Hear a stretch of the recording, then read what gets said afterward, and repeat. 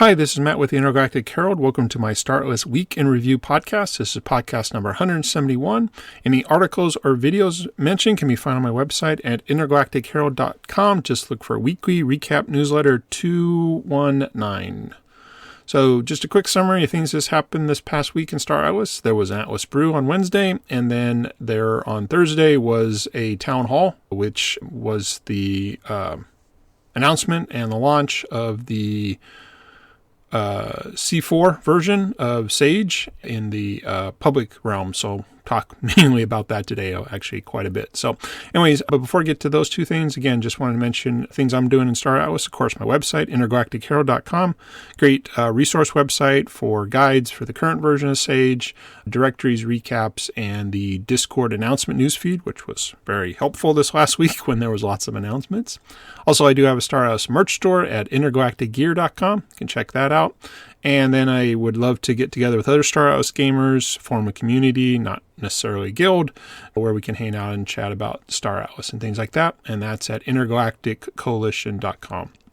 So let's go ahead and get into, well, pretty much the main topic, which will be the town hall. But there was an Atlas Brew before, day before, but most of the content was reserved for the town hall. So they basically just talked about some theory crafting of things beyond in Star Atlas, kind of going, as I said, back to the origins of the brew where there wasn't a lot to talk about, so they just talked about the future. So if you do want to listen to that, again, it was fine. It just, unfortunately, was overshadowed by the town hall. You can check that out on the YouTube channel for Star Atlas TV, who has that Atlas Brew and the entire recording of the town hall. So the way I experienced the town hall is I read Afia's recap of the town hall, so that was really good. So I got all the kind of highlights there in written form, and then I watched the town hall in its entirety again on Star Atlas TV. It was 2x, I think it was 2 hours and 40 minutes or so. It was a good amount. So anyway, so I'm just going to kind of dive right into that. Normally, if you listen to in the past, I usually do a kind of State of Star Atlas segment. I have to admit, I was trying to take notes of like, oh, I want to talk about that, I want to talk about that. But it got to the point where there was just so much content. Even at listening at 2x speed, that was still over an hour and a half, which is way longer than I typically spend on Friday nights when I'm recording this. So I think I'll just kind of merge the two together. I'll just go through the checklist of everything that caught my attention from the town hall, and occasionally I'll throw in different items there, and as hopefully more information comes, again, just it's this classic thing. And again, I'm totally excited from the town hall, but it's too much content.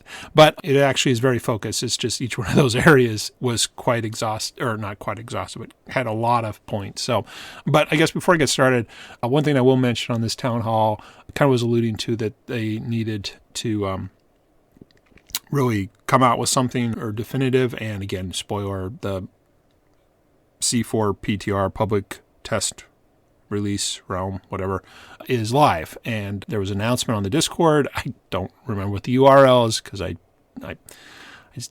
don't have time tonight to look at it. So, but it will be on my agenda to take a look at some point, hopefully.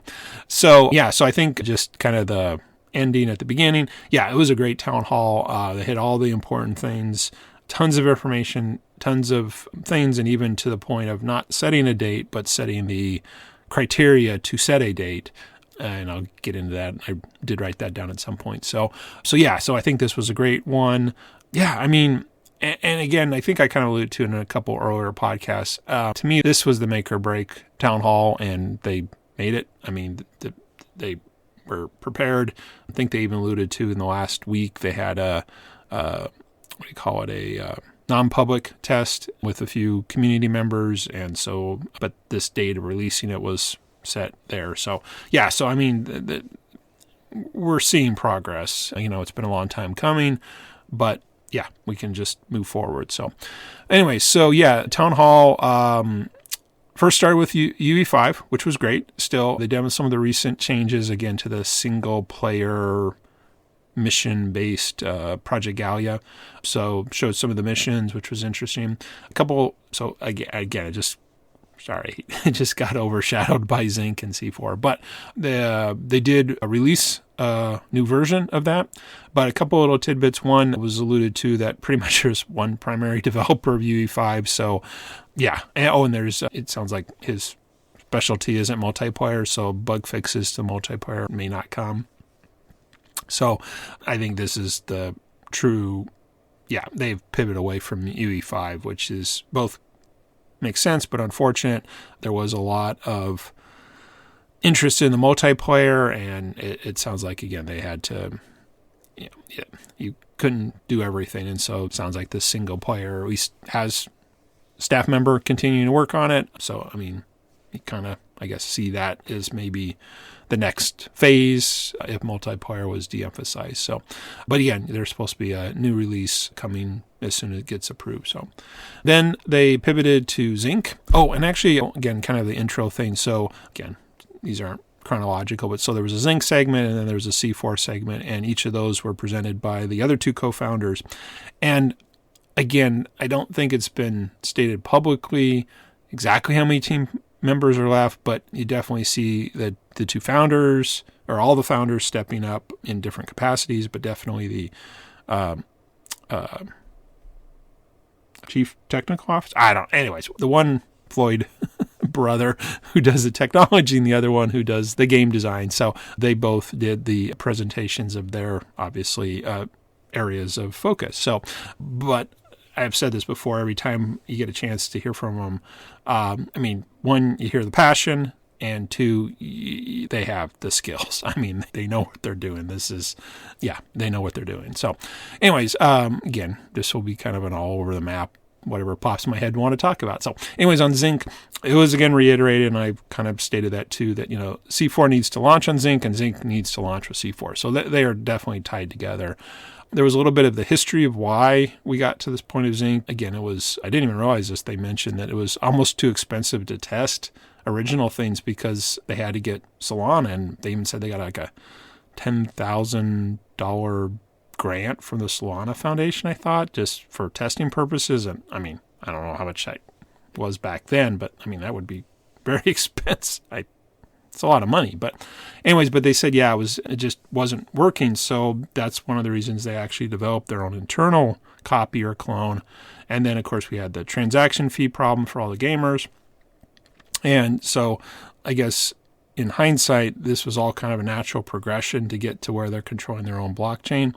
And they did mention they've pretty much been developing it in one capacity or another, i.e. for their own testing purposes, and then finally as an actual product for over 3 years. So again, this isn't like when this was announced, I feel like last year, again, it was already a product or the thing, the technology they were using internally. So the big things they mentioned was developer documentation has been released. I'm not sure where. Maybe I think some of this was in the announcement channel in Discord, but I need to go back now that I've heard the town hall and kind of go back to that. So that's been out there, and then they were talking again about hopefully they need to start doing some outreach to get hardware validators and things like that. So that's there. They also mentioned the bridge, which, if I remember correctly, this is how we'll be able to take Solana assets from Solana blockchain to the Zinc blockchain. They did mention this again was homegrown. They're starting to test it with this thing. And again, I don't know anything about blockchains, but there was a lot of emphasis about the bridge and the security, and there hasn't been an audit, but they can't afford it. And so again, I'm not sure I'm following all that, but it definitely sounds like stuff that's important. So next, they mentioned the roadmap to launch. So it sounds like, again, I'm kind of piecing together parts here, that because Zinc had been in use within internal things, that this is a very mature product. And so as soon as I'll get to that, but again, they know what to do next, and that's all been mapped out and things like that to actually launch Zinc. So it was also mentioned, I think it was a community question about the origin season. Again, what we're doing right now with Zinc, and again, stated, and it's been stated before, that this will end right before they launch. So, and then there was one new thing, which is I think I wrote down, claim investing portal. So on the Zinc website, they have a test version of how you'll be able to claim your airdrop Zinc. Yeah. Again, I'm not sure I got all these right terms. But anyways, how you're going to get your experience points converted into Zinc tokens. And for this test, apparently they did a snapshot, so it's not, you're not going to get any anyways, but at least you could pretend to claim them. And then some little additional information that I think has been said before, but I was maybe just kind of put together, like apparently we're going to get like 5% we can claim immediately, and then 95% of our allocation will be vested. And then there was this thing that the longer you wait, the more you keep, or again, maybe this has been spoken. It wasn't that it was hard to follow. It was hard to follow. So, and then there's something about 180 days, and then somebody asked a question and it was mentioned that, well, you can either claim it all or invest it all, or I don't know. Anyways, but yeah, there's a whole lot more that needs to be understood there. But yeah, that's why they're testing it. So, and then somebody asked something about liquidity pools. And again, I don't understand blockchains, but it sounds like these are important. And just more I don't know. And then near the end of this segment, CEO Michael Wagner did kind of announce dates, but not exactly, but again, kind of critical path or dependencies. So they said once they have the C4 PTR figured out, then it'll be 3 to 4 months when they can launch Zinc. And then, of course, Zinc and C4 for real are tied together. So again, I think that we now have pretty much, here's how it's going to happen. So, which again, it makes perfect sense. This is a test. When they're done with the test, they're going to launch. So yeah, the biggest question is how long is the test going to take? But that's not a problem, because if the product's not good, there's no reason to launch it. So, bugs not good, but I mean, it has to work. So there's that. One other thing that kind of came up small bits in time, and I think actually some of this goes back to a foundation post that occurred after the town hall. I forgot to screen cap it, but I read it, and they were talking like, it was also mentioned in the town. They got to reach out to people. I mean, they haven't publicized this. So I kind of get the feeling too that maybe this 3 or 4 month period is when they'll finally turn on marketing. They'll finally do outreach. They'll get everything lined up, because obviously you can't launch a blockchain unless you have these validators, and validators are going to be done by others. So, but on the reading between lines, there's a lot of things that have to still occur. So even though the game could be functional, if nobody's interested in running these validators, or nobody's interested in setting up these liquidity pools, I'm not sure those are showstoppers, but again, those seem critical. And again, that's not a problem, but yeah, so there's outer dependencies, I guess we'll call it. So anyways, but nevertheless, it was still good to kind of get all that history, hear about the things that are important, and kind of, again, get this roadmap of how all this thing rolls out. So again, this is probably the first time that I can remember that a town hall, again, I'm not even caring that there wasn't a date, that it's like, here's the steps. So here's all the things that have to occur. So it does, again, read between lines, sound like they know what to do next. It's just doing it. And the first step is this game, C4, has to be tested and fixed to make it work well. But there's some other things with tutorials and outreach and things like that. So anyway, so yeah, that was pretty much Zinc. Yeah, I mean, it's good to hear. And then I'm not sure the bulk, but definitely the majority, over half, about C4.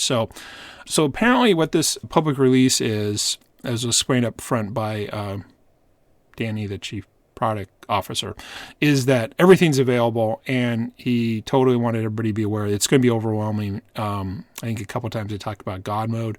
So it's just there. So it's like the end of the game at the beginning. When you just start, you just have everything.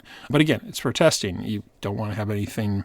I mean, you can't spend time leveling up and things like that. So anyway, so it's quote unquote overwhelming.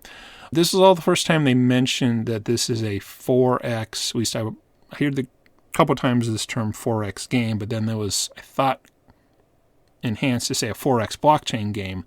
So I've heard of 4X before, but I haven't played them before. And I don't think that's real-time strategy, but what the demo was sure looked like real-time strategy. So I don't know. Maybe I just need to, or I know what I was confused by, because I thought 4X was turn-based, but I don't know. It doesn't matter. And they can call it whatever they want to call it. So that's interesting. And I think also potentially the way to market it. Hey, here's what we are. So we're definitely, this is not a UE5 game. This is a browser-based 4X blockchain game. So I think that is potentially a good thing going forward, because I think there was, well, let me back up.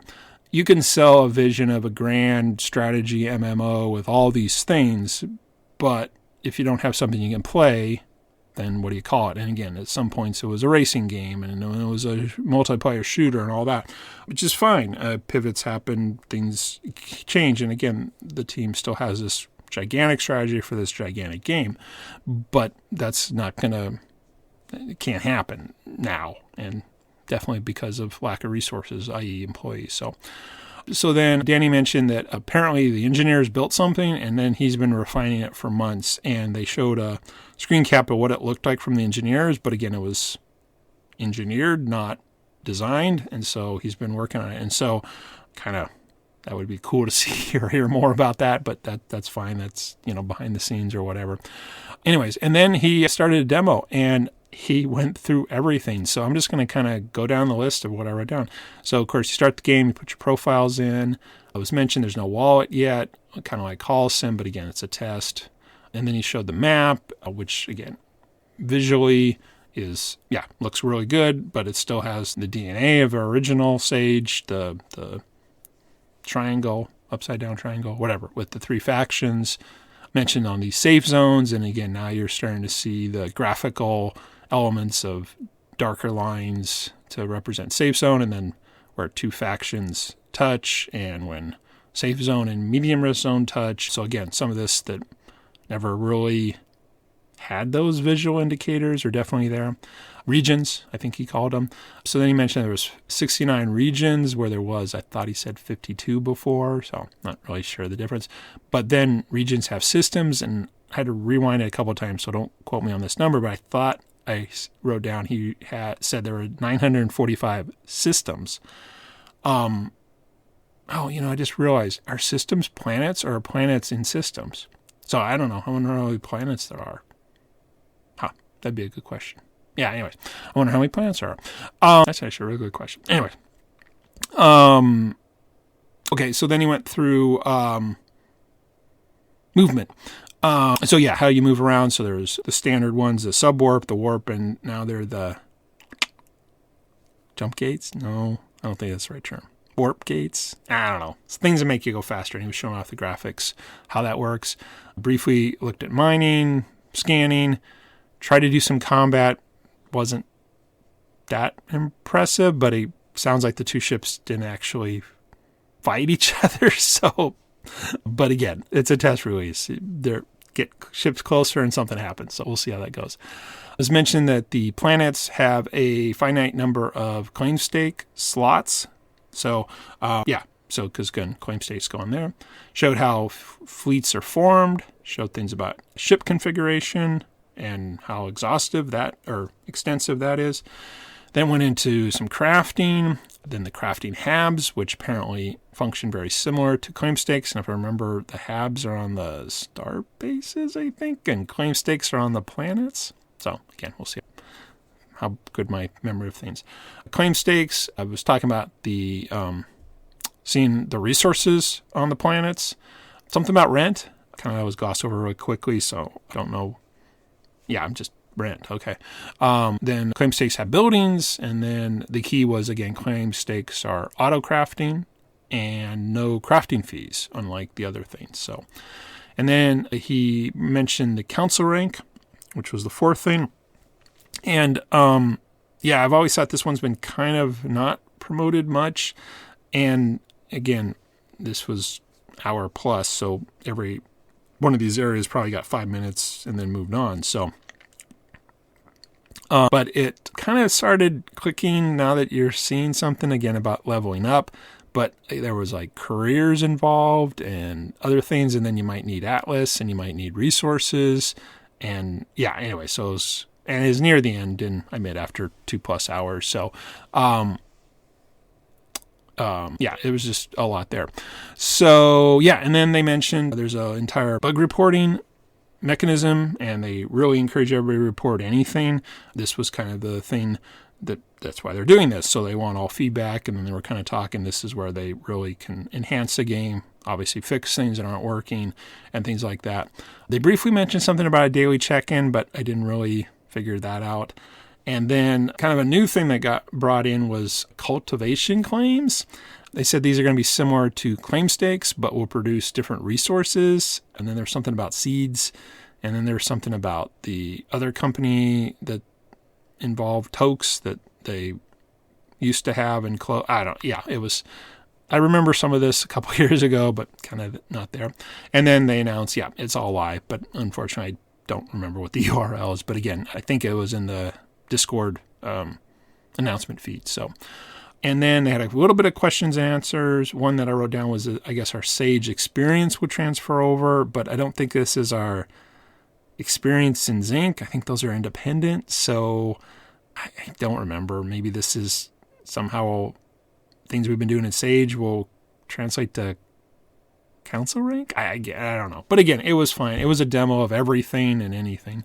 And then one of the last things they mentioned was that the work on Hall Sim will be paused. They want both the community to focus on the PTR, but also they can pull developers to work on improvements. So, and then the last thing they mentioned was they are having a 2-week promotional sale. They're going to sell the cultivation claims, and a couple new ships were released. And I think there's if you buy it, there's some crew you'll get airdropped in 2 weeks. Not sure. I can't remember. Again, that one I know there's an announcement. I skimmed it before the town hall, but it didn't make any sense. Now it does. So anyways, yeah, so that was a very quick overview, even though it wasn't quick, of a very long town hall. So again, if you want the full recording, Star Atlas TV. If you're listening to this podcast feed, a couple days ago, my AI summary came out. I actually didn't read it. Sorry, I just created it this morning. No, actually, I created it this morning. Sorry, what am I thinking? Yeah, I created it this morning. So I didn't read it, but maybe I'll listen to it myself. But whatever the AI thought was important is what the AI put in it. So check that out. So anyways, yeah, that's pretty much it. I guess to wrap up on my thoughts on the town hall, yeah, definitely hit all the right points. Here's what we're building. We built it. We're ready to test it. And once we're done testing, we're going to launch it, and there'll be a product out there. So I don't want to kind of sound whatever, but I mean, it's not that I'm complaining. It's been a long time coming, but I think there is just that natural tendency. We felt like we've been here before. However, they have never shown anything that truly looks like a finished. I shouldn't say that. They have never shown anything that looks like a completed gameplay what they call them, loops, gameplay loops. Anyway, I'm not taking away from the multiplayer. It was functional. People were having fun with it. I guess maybe, again, just from my perspective, when mine having a multiplayer, when the mine racing, single player never was totally released. It's been a work in progress. So this one feels like this 4X blockchain game that I'm like, oh, okay, I get it. And definitely nailed. Our assets are involved. Ships are involved. Claim stakes are involved. Actually, they haven't released crafting habs. Or do we? Don't think we have those yet. But anyway, it's definitely a continuation of all the predecessors of the versions of Sage that have come out. And so it looks good. I mean, it looks, again, I don't want to sound whatever, but it looks like a real game. And again, obviously, everything they built looks real, but I guess I'm more saying that I could see playing it, because the current version of Sage, especially with automation, is not playing it. I'm just letting my laptop do it. Actually, that's another good point. How will we automate this? I mean, I don't think you automate combat. That seems like something you would do you'd have to do manually. I don't know. That'll be an interesting thing to see how the automation tool builders interpret this, because, I mean, like building, or claim stakes are placed, crafting habs are placed, and then you configure them. I mean, that doesn't sound like you need automation for configuring. And they did say that the claim stakes are auto crafting. I don't know if the crafting habs are. Combat, again, that feels like you're going to do it yourself. Council rank, that's just a thing. Though I think he talked about tree build up, leveling. But I guess mining still has to occur.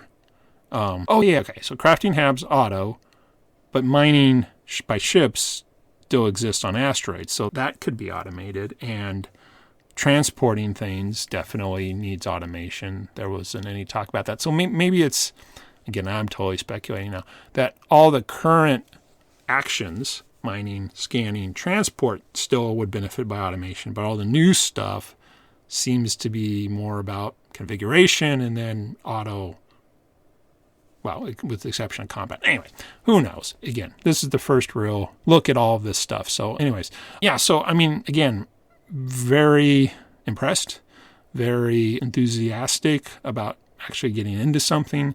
Don't think it's going to come next week.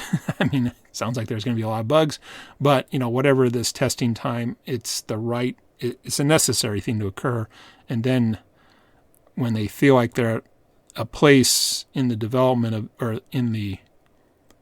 when they're in a place of milestones within the testing, then they can start going on the Zinc rollout, which again sounded like they have that plan. It's just really they won't start the first step until they know where they're at on the testing. So, yeah. So that's pretty much it. I'll just wrap up real quick. My journey, still playing Sage, doing some mining. We're running out of resources, so I'm transporting stuff around. And yeah, pretty much the same thing. I guess one funny thing now that I've seen that thing, it makes the current game just seem totally 2D, or not 2D, but just boring, I guess, or just, again, the leap. But again, what we have now was so much better than what we had before. So it's the natural regression, but yeah, it's definitely time to move into this kind of interface and everything like that. So anyway, just to wrap up, again, if anybody wants to be a guest on the podcast, please go to my website, intergalactichero.com, contact page, reach out on Discord. Again, while you're on my website, check out all the old stuff about Star Atlas.